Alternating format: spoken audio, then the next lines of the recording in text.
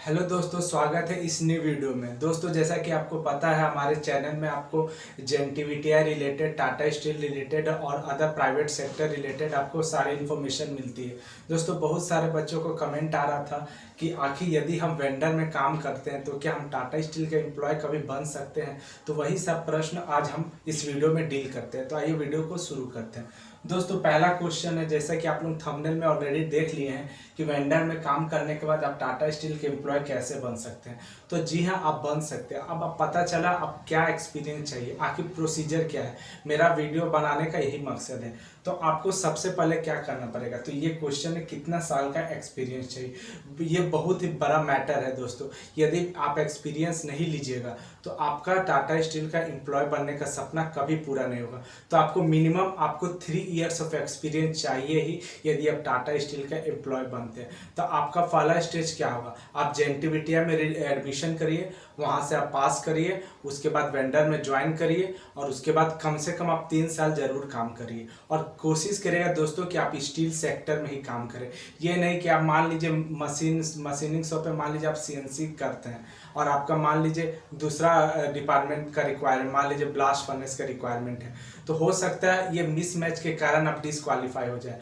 इसीलिए आप small scale industry को छोड़कर आप स्टील सेक्टर ज्वाइन करिए ताकि आपको वहाँ का इंफॉर्मेशन प्रोवाइड हो। तो इस क्वेश्चन का आंसर क्या है दोस्तों, मिनिमम आपको कितना साल का एक्सपीरियंस चाहिए, तो मिनिमम आपका 3 इयर्स का एक्सपीरियंस चाहिए। ठीक है, उसके बाद आपका क्या है क्वेश्चन दोस्तों, क्या एग्जाम भी देना होगा।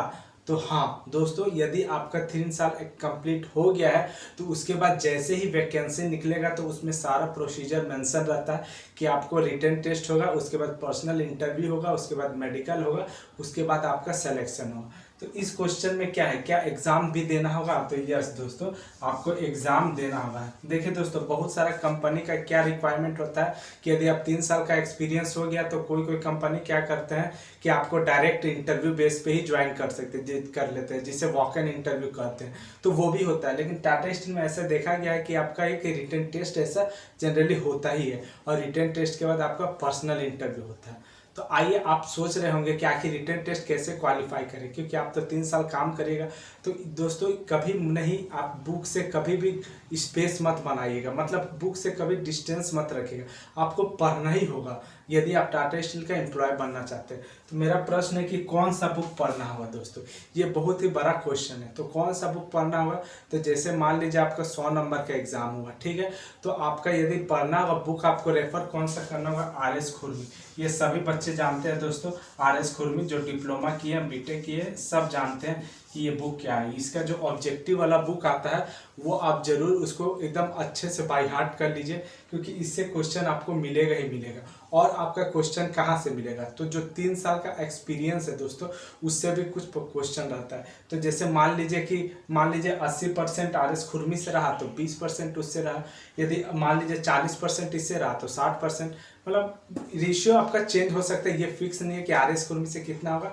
और यदि आप 3 साल में जो भी एक्सपीरियंस लिए उस बेसिस पे आपका रिटन इंटरव्यू, वो भी क्वेश्चन आपका हो सकता है। ठीक है, उसके बाद आप रिटन आप क्वालिफाई कर लिए तो आप आया अब आपका पर्सनल इंटरव्यू। तो पर्सनल इंटरव्यू में क्या हो दोस्तों, इसमें आपको अब खुरमी उतना नहीं चाहिए। अब 3 साल आप किस सेक्टर में काम किए, मान लीजिए आप ब्लास्ट फर्नेस में काम किए, तो आपको ब्लास्ट फर्नेस का तो पूरा जानकारी होना ही चाहिए और अगल बगल डिवीजन का भी थोड़ा मोड़ा होना ही चाहिए, क्योंकि इंटरव्यूअर का मूड क्या नहीं पता क्या हो सकता है, आपसे पूछ सकता है। आप तो सोचेंगे कि हम तो ब्लास्ट फर्नेस का एक्सपीरियंस है तो क्यों ना ब्लास्ट फर्नेस का पूरा में जान ले।